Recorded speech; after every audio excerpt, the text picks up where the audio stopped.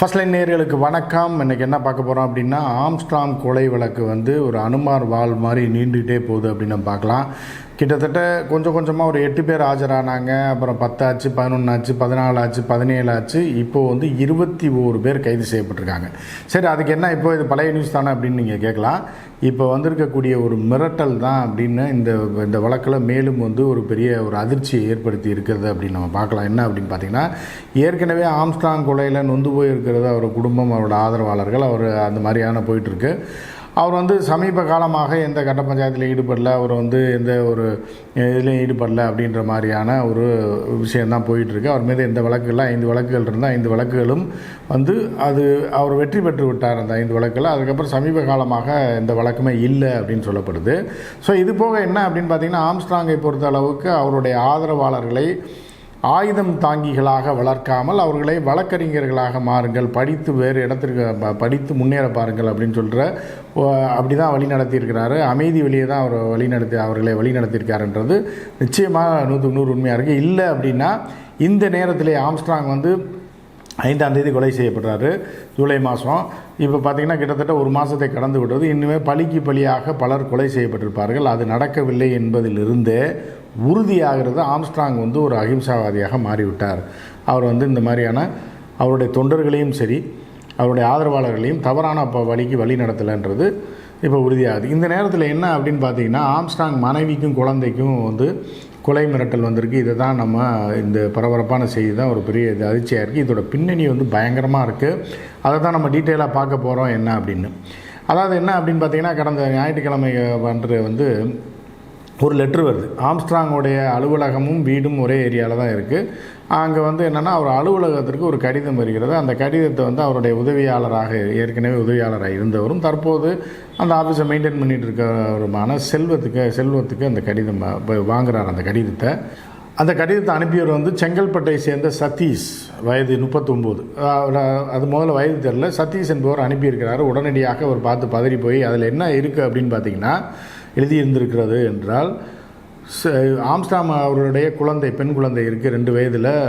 அந்த குழந்தையை கடத்தி விடுவோம், அவருடைய மனைவியை கொன்று விடுவோம், அவர் குடும்பத்தை அழித்து விடுவோம் அப்படின்னு சொல்லி அதுக்கு என்ன பண்ணியிருக்காங்கன்னா, என்னுடைய நண்பனை இந்த வழக்கில் விடுவிக்கலை அப்படின்னா இதை நான் செய்து முடிப்பேன் அப்படின்னு சொல்லி ஒரு கடிதம் வந்திருக்கு. உடனே பதறி அடித்து அவர் என்ன பண்ணியிருக்காரு, போய் காவல் நிலையத்தில் கொண்டு போய் கொடுத்துருக்கார், செம்பியம் காவல் நிலையத்தில். உடனே அவர்கள் துரிதமாக செயல்பட்டு என்ன பண்ணுறாங்க அப்படின்னா, செங்கல்பட்டு சேர்ந்த சதீஷை தூக்குறாங்க. அது உண்மை தான். அந்த அட்ரஸ்ஸு, அந்த பேர் சதீஷ்ன்ற ஒரு பேர். அவரை கூப்பிட்டு விசாரித்தா அவர் வயசு 39, செங்கல்பட்டை சேர்ந்தவராக இருக்கார். ஸோ அவரை கூப்பிட்டு விசாரிக்கும் போது பார்த்தீங்கன்னா, அவருக்கும் இந்த கடிதத்துக்கு சம்மந்தம் இல்லை. அவர் பேரில் அவர் அட்ரஸில் வேறு யாரோ இந்த கடிதத்தை அனுப்பியிருக்கிறார்கள் அப்படின்னு அவர் கதறி சொல்கிறாரு. உடனே காவல்துறையில் விசாரணைக்கு எப்பப்பெல்லாம் கூப்பிட்றோமோ அப்போல்லாம் வரணும் அப்படின்னு சொல்லி கொடுத்து அனுப்பிட்டாங்க. ஸோ இப்போ இது நெருப்பு இல்லாமல் புகையாது, இது என்னடா இது அப்படின்னோடனே இம்மீடியட்டாக அவரோட மனைவிக்கும் குழந்தைக்கும் பாதுகாப்பு போட்டாங்க. ஆயுதம் ஏந்திய போலீஸார் ரொட்டீனாக காலையிலேருந்து நாள் முழுவதும் பாதுகாப்பு அளிக்கக்கூடிய ஒரு சூழல் போயிட்டுருக்கு. இது ஒரு பக்கம் போயிட்டுருக்கா. அப்போ காவல்துறை என்ன அப்படின்னா, இது முடிகிற மாதிரி தெரியலையே. 21 பேரை கைது செய்திருக்கோம். அதில் 5 பேர் வழக்கறிஞர்கள். இந்த வழக்கில் 5 பேர் வழக்கறிஞர்கள் இந்த கொலை வழக்கில் கைது செய்யப்பட்டிருக்கிறார்கள். இதில் 20 பேர், ஒருத்தன் செத்துட்டான், ஒருத்தன் என்கவுண்டரில் செத்துட்டான். அவன் தான் கொலையாளி அப்படின்றது, அதாவது நேரடியான கொலையாளி அவன் தான். அப்படி இருக்கும்போது அவர்கள் சொத்தெல்லாம் 20 பேரோட சொத்தும் முடக்கப்படுகிறது. தற்போது வழக்கு முடிகிற வரைக்கும் முடக்கப்படுகிறது. ஸோ இப்படிலாம் பண்ணக்கப்புறம் யாரா அப்படின்னா, 2 பேர் தான் காணவில்லை. இது வரைக்கும் இப்போ காவல்துறையில் 10 படைகள் அமைத்ததாக சொல்கிறாங்க.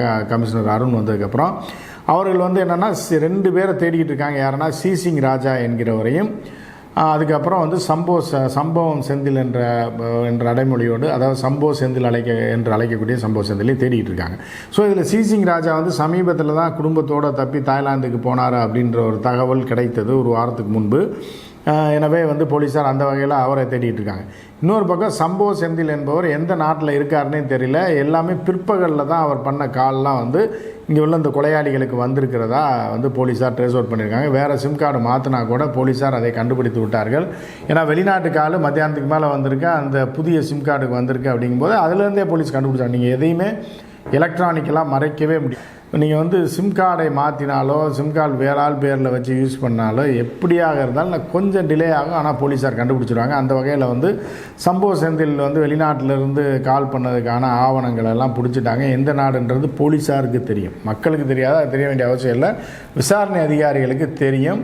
இருந்த போதிலும் அவருக்கு எந்த வகையில் தொடர்பு இருக்குது, எப்படி தொடர்பு இருந்தால் கூட எப்படி நீதிமன்றத்தில் அதை ப்ரூவ் பண்ணணும், சார்ஜ் ஷீட்டில் சேர்த்தாலும் அதை நீதிமன்றத்தில் நாளைக்கு போகும்போது என்னென்னா வழக்காடும்போது ஆதார ஆவணங்கள்ட்ட இருந்தால் மட்டும்தான் அவரை வந்து அந்த குற்றவாளி என்று அவருடைய நிரூபிக்கணும்.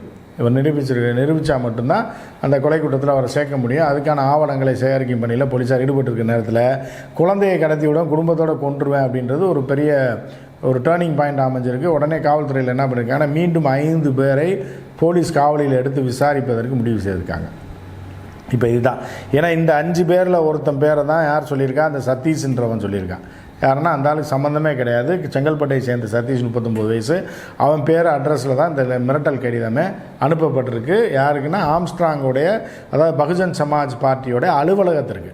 அது எங்கே இருக்குது அப்படின்னா ஆம்ஸ்ட்ராங்கோட வீட்டு பக்கத்தில் எழும்பூரில் இருக்குது. சரியா, அங்கே தான் அந்த கடிதத்தை உடைச்சி பார்த்து தான் காவல்துறையில் கொடுத்துருக்காங்க.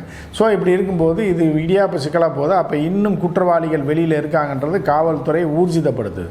ரைட்டாக ஊர்ஜிதப்படுத்தும் போது என்னென்னா இதில் யாரெல்லாம் இருக்காங்கன்னு மெதுவாக நூல் விட்டு தான் போலீஸார் இந்த ஒரு மாதத்தில் வந்து கிட்டத்தட்ட 21 பேர் 5 பேர் வழக்கறிஞர்களை கைது செஞ்சுருக்காங்க. இப்போ வந்து உண்மையாக இந்த அட்ரஸை போட்டு மிரட்டினோன்னா அப்போ இந்த சதீஷ் என்பவரை பற்றி தெரிந்தவனாக இருக்கணும், அவங்க வீட்டு அட்ரஸ் தெரிந்தவனாக இருக்கணும். எனவே அந்த ஏரியாக்காரனாக தான் இருக்கணும், செங்கல்பட்டுக்காரனாகவும் அந்த குறிப்பிட்ட அந்த சதீஷ் என்ற நகரம் அழைச்சி போலீஸார் விசாரிச்சாங்களா, அவன் பேரில் தானே அவன் அட்ரஸில் தானே மிரட்டல் கடிதம் வந்தது.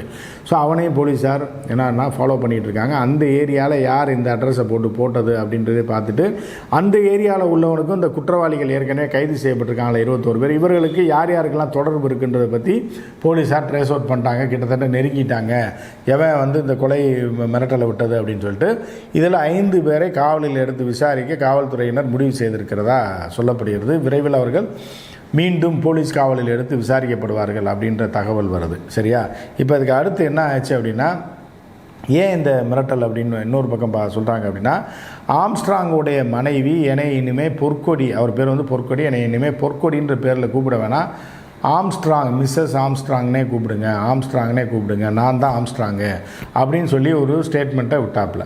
அது போக என்ன பண்ணிட்டாப்புலன்னா, அவர் தான் வந்து ஒருங்கிணைப்பாளராக நியமிக்கப்பட்டிருக்கார். ஆம்ஸ்ட்ராங் மறைவுக்கு பிறகு பகுஜன் சமாஜ் கட்சியோடைய ஒருங்கிணைப்பாளராக அவர் தீவிர அரசியலில் இறங்கியிருக்கார். ஏற்கனவே கணவரோட தீவிர அரசியலில் இருக்கார். ஸோ இது அரசியல் உள்குத்து காரணமாக யாராவது இந்த மிரட்டல் விட்டுருக்காங்களா, அவர் மனைவி கொஞ்சம் மிரட்டி வச்சோம்னா அந்த அம்மா அரசியலுக்குள்ளே வராது அப்படின்னு சொல்லி யாராவது ஏதோ ஒரு கட்சிக்காரன் பண்ணியிருக்கானா, அவ்வளோ அரசியல் எதிரிகள் யாராவது பண்ணியிருக்காங்களான்ற கோணத்திலையும் காவல்துறை விசாரித்து வருகிறது.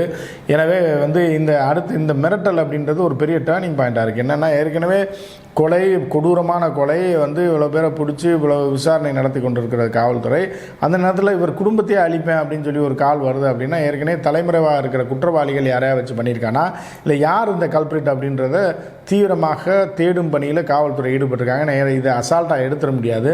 சும்மா அந்த ரயில்வே ஸ்டேஷன் போலீஸ் ஸ்டேஷனுக்கு வரக்கூடிய வெடிகுண்டு மிரட்டல் மாதிரி கிடையாது. ஸ்கூலுக்கெல்லாம் போடுவாங்க லேட்டாக வந்துட்டு, இல்லைனா விமானத்தில் ஏறுறதுக்கு லேட்டாகிறன்றக்காக ஃபோன் பண்ணுவாங்க, இந்த மாதிரி கிடையாது.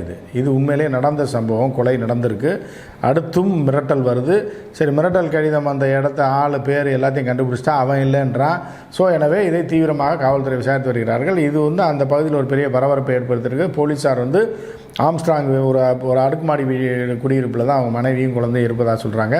எனவே அங்கும் பாதுகாப்பு பலப்படுத்தப்பட்டிருக்கிறது. எனவே என்ன நடக்குது, யார் இதை அனுப்பியிருக்கிறாங்கன்னு விரைவில் தெரிந்துவிடும். மற்றும் ஒரு நிகழ்ச்சியில் சந்திப்போம். நன்றி, வணக்கம்.